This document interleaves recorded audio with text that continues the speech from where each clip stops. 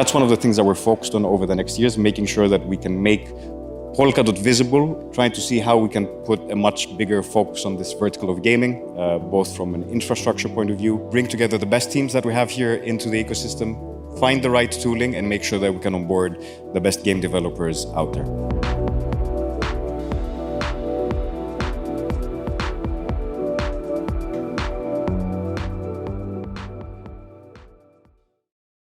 My sort of role here has been always around business development with a specific focus on the gaming vertical here in Polkadot. My background was initially in financial markets and a bit in the pharma industry. So I had worked in Deutsche Bank and a little later in GlaxoSmithKline. I'm Greek, so we have a mandatory military service. So after I had done my studies and I had worked a couple of years in the UK, I moved back to Greece to sort of do my military service. And after that, got a job in the financial markets right about the time of the collapse of the Greek economy, which suddenly the whole of Europe, all that they could talk about is how this small little country was sort of dragging down the whole of the euro. Up until that point, my only sort of interaction with blockchains was knowing about Bitcoin, but I had never given it, to be honest, a second thought until a very specific incident which happened in Greece, which was called capital controls. Capital controls meant that essentially you could not get out of the bank more than 50 euros a day, which suddenly it was the first time that I was actually confronted with a situation where the intermediary between myself and my money, in this case the bank, was sort of refusing to serve me. And that's sort of the first time I started digging into what is the value of removing intermediaries from these sort of transactions. And back in 2017, that's the first time that I really sort of did a deep dive into decentralized networks. I was born in 1980, so my first gaming experience was a Game Boy, which was quite mind-blowing at the time.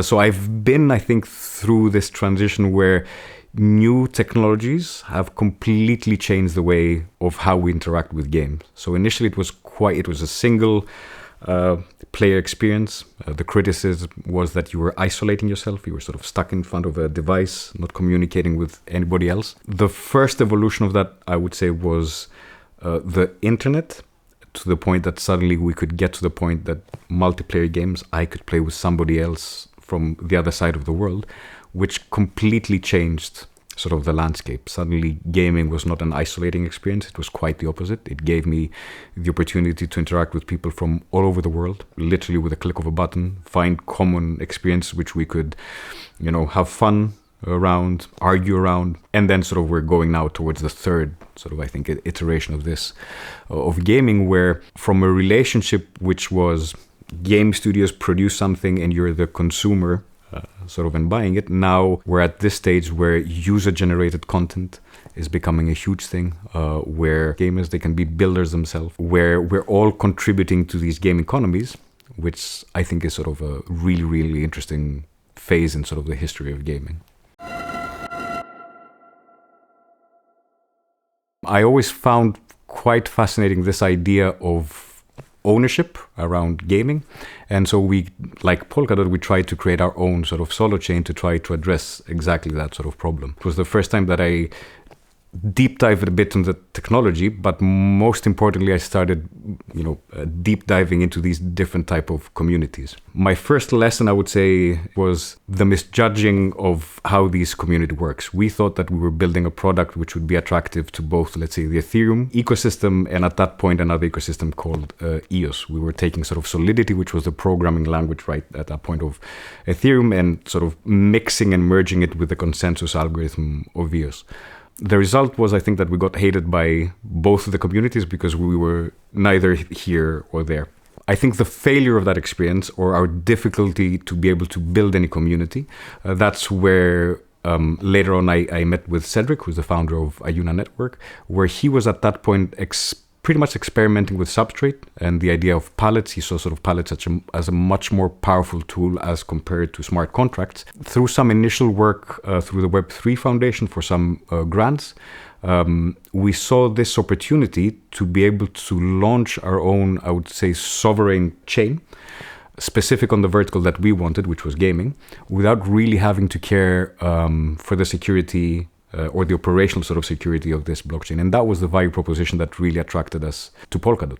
So after a few, as an initial grants and experimentation, we set out to fundraise and be able to launch back then at least the first gaming parachain in the Polkadot ecosystem. Our whole idea was we still want to try and figure out what's the best way to utilize on-chain sort of systems for gaming. So some of the first things that we did with Ajuna, obviously we had quite a good investor network. So starting with Animoca brands, where we partnered with them for a few initiatives that we did. Later on, we started developing our own game, which is Battlemogs. We partnered with a pretty big studio from Canada, got Gamepill, which started helping us to develop that game. We're currently sort of restarting that process, and hopefully in the next 6 months or so, we'll be able to release that game. But I would say most of our focus right now was still on the tooling side, making sure that we can create the appropriate infrastructure for game developers to be able to launch. One of the first initiatives I would say that crossed the borderline of Ajuna and into sort of the Polkadot ecosystem as a whole was an initiative that started about a year ago during the Parachain Summit, I think in Copenhagen, I think it was a year ago, where between Parity and the different teams, we decided, hey, let's try and organize ourselves around verticals. And let's try and create common good tools or ecosystem tools to onboard developers. So one of the first, let's say, transitional efforts that we put was creating the Polkadot Unity SDK and make sure that we can make it in a verified way by partnering with Unity itself. That's sort of the first, I would say, common gaming tool that we created for the whole ecosystem. Unity is probably the preferred game engine for most game developers. It's primarily used, I would say, for mobile gaming, which still is the biggest vertical within gaming itself. So what this Unity SDK allows is for any parachain to be able to, let's say, spin up the SDK for their parachain. It most importantly abstracts the wallet for the game developer, which means that for me as a user, I will be able to download the game from a mobile app store. I will not have to create a wallet, let's say, on my own. All of this can happen in the background. The goal here is to try to remove as much as we can the friction from the end user, and in that way help developers to onboard as many players as possible. Because at the end of the day, gaming is a retail-facing product, and the more barriers that we put, the less successful it will be. I think for the past couple of years, we've seen quite a toxic relationship between, let's call it, crypto communities and gaming communities. Both are very protective, and sort of they feel a big sense of ownership of what it is that they're doing. And I think what we have seen is that the way that the blockchain community has tried to reach out to the gaming community is through technical terms. So for example, an NFT. An NFT is a non-fungible token. For a gamer, that doesn't mean really anything. So on top of the problem of approaching them with technical terms, we also approach them with financial incentives. So really the first interaction that the blockchain space is offering to the gaming space is a financial one. Hey, get this NFT, which essentially represents an early access, but it all ends up either in a token flip or an NFT flip. So I think all of these concepts that sort of digital assets and ownership backed by blockchain sort of offers are terms which we are very comfortable as gamers, but we need to figure out a better way to communicate the value proposition towards gamers and obviously game developers than we are currently doing. I think the value proposition for gaming, it really starts with the basic thing, which is ownership. But ownership not in the sense of it has a financial value. It's more like the collectible sort of ownership of things. They're game assets for us. I mean, that sword or that sort of cape or that character means something to me or has value to me for a very specific reason. I spent X amount of time with it, whether that's sort of playing the game or hanging out with my friends. So these things like memorabilia have some value to me. I think one big value proposition towards game developers in the future will be that them viewing blockchain more as an infrastructure, the way that they probably view AWS or sort of Google Cloud.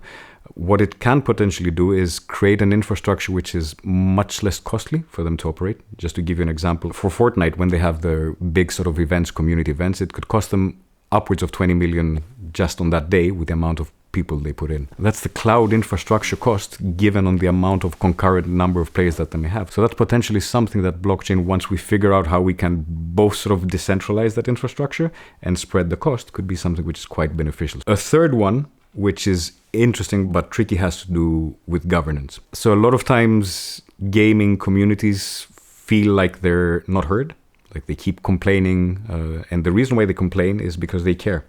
But at the end of the day, all of the decision making is left to the publisher or the game developers. The problem sometimes is that you create these communities and then these games are abandoned, and suddenly I've put X amount of time or resources into that game and suddenly it's sort of taken away from me. So the idea is that potentially we could get to the point that communities could take over games or could sort of support the longevity of these games, which could be a really, really interesting, I think, value proposition towards game studios in the future. Ownership is a weird thing, right? You can feel ownership over a lot of things without actually having sort of any real value attached to it or monetary value attached to it. So we all feel, I think, around the games a sense of ownership in the sense that we have very strong opinions. It's the same way that maybe we have a sense of ownership of Polkadot, which is why we have open governance, where we think that, you know, we can express our opinions, we can make an impact of how this moves forward. How ownership and value around ownership is going to evolve, it's probably one of the most fascinating things to explore over the next few years. So the new initiative that we're working on, along with Angela Dalton and two other members that we have in our team, is called .play. The whole idea is how we can create a BD team for the gaming vertical in Polkadot. We have essentially, you can see it as a two-way organization. We're really focused on the ecosystem tooling. So we need to make sure that we create a gaming hub for developers coming in to know exactly what are their options are, what are the tools that they can use, which are their implementation partners. Is it Ajuna network? Is it Mythical? Do they need an EVM solution like Moonbeam? So our job is to make sure that for inbound projects, we guide them in the right direction. And one of the things that we're really sort of happy about is just recently we got our .play bounty approved. So that's a bounty which currently has 500,000 DOT, and it's there in order to support our team to accelerate adoption of gaming. What we're going to be doing with this bounty, I'm super excited about. On the one hand, we're going to be investing in UGC platforms. So we're going to have teams build games in Roblox and Fortnite and try sort of to use the communities that we can bring to those sort of UGC platforms and see how we can bring them back into the Polkadot ecosystem. The second part that we're going to be focused on is on the tooling side. That's something that started with a Unity SDK, and we're going to be moving forward for other things. So expect us to be offering solutions like that for the Unreal Engine for Epic.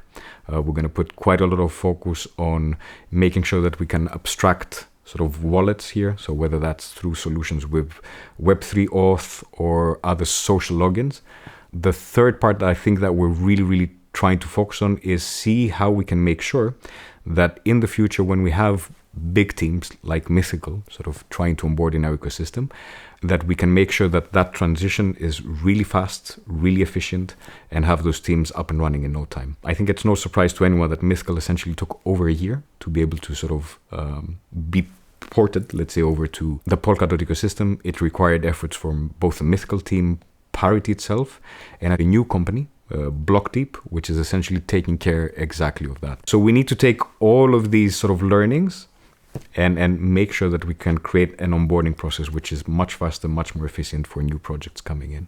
Our hope is here that on the one hand, we will create the right gaming hub where we can sort of increase both the inbound and the outbound that's happening in our ecosystem. One of the biggest problems that we're facing is that nobody really is asking, can I build on Polkadot? So we need to turn that thing around. So ideally, I would like to see 6 to 12 months from now, a hub where a game developer can hop in, know exactly what the tools that he can use are, know exactly which the implementation partners are in order for him to be able sort of to launch his project on Polkadot. For us as a team, my goal with Angela would be that we solve this problem of attracting new, fresh capital back into the ecosystem.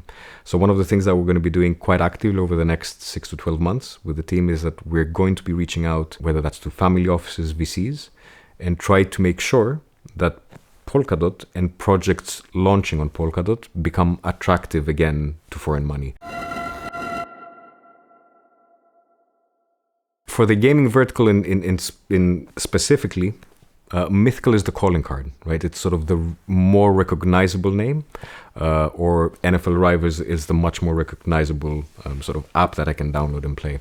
So essentially, it's our calling card to be able to put something shiny and interesting in front of whether that's game developers, investors, to show them what's going on. My hope is that for Mythical, their approach, which seems to be really focused on what I would say traditional Web2 gaming, and then using Web3 as an offboarding mechanism, which I think they're doing a great job with.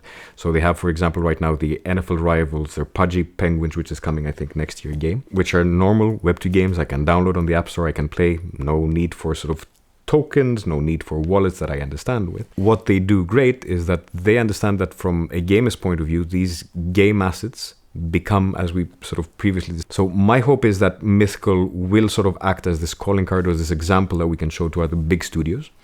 And then the way that we can use the rest of the teams in this ecosystem is for much more specialized cases. Hopefully the synergy between these different players will give quite a holistic view of why Polkadot is not only interesting, but currently, by having Mythical now on Polkadot, it is the number one blockchain for gaming. Even if you see sort of secondary market transactions, you'll see that Immutable has probably less amount of transactions on NFTs than Mythical, but Mythical is doing all of this with literally one game, when to get to those volume numbers for Immutable, they have close to 300 of them. For Mythical, I'm pretty sure that when Mythical was sort of going through this process of deciding, okay, which is going to be the blockchain infrastructure which is going to host me, they pretty much talked with everyone.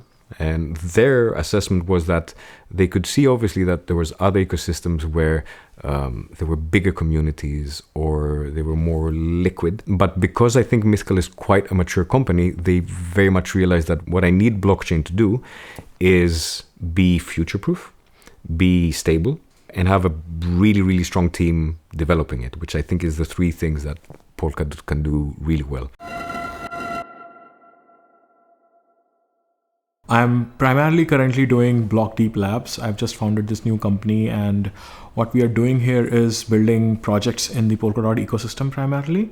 Before I started BlockDeep Labs, I was with Parity for almost 5.5 years, since 2018. I was head of solution engineering. Basically, what we were doing is supporting the entire Polkadot ecosystem from the Parity side in terms of help and guidance on anything Polkadot technology. BlockDeep Labs is the main developer of the Mythical parachain. So we are making sure that the parachain is built from scratch. While we were at Parity, our team was already involved in the Mythical Games project back. So we started initially engaging with the Mythical team almost 2 years ago now, 2 or maybe 3 years ago. We initially started with a pre-sales cycle along with the Parity BD team, understanding what they are looking for, how Polkadot can help them. And then later Parity signed agreement with Mythical Games about moving them to Polkadot, giving them all the technology and help that is required. So this project was already with Parity. When the decentralization happened, at that point in time, we were given the responsibility to finish what we started.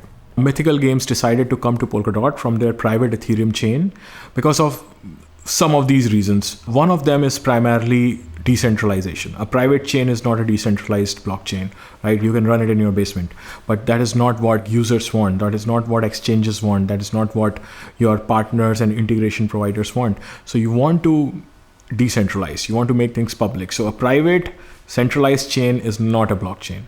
And they are moving to Polkadot because we are providing them public, secured, trustless technology that scales. Because the reason they were using a private chain, because they wanted more scalability. Polkadot now provides the same kind of scalability on a public, fully secured chain. So that is one of the reasons that they are moving. The second thing is, of course, the gaming use case requires certain set of customizability and flexibility in the technology stack, which Polkadot provides pretty easily. So we are now adding so many benefits, or you can say optimizations to their chain, which are more related to gaming instead of anything else. It's not a generalized chain. It's a very highly optimized gaming chain. And this is only possible because of the customizability of Substrate Polkadot SDK. It's a very important project to showcase the capabilities of Polkadot. We are looking at scaling to the limit of millions of users. We are looking at the throughput of the chain to go to quite a bit higher than any normal chain.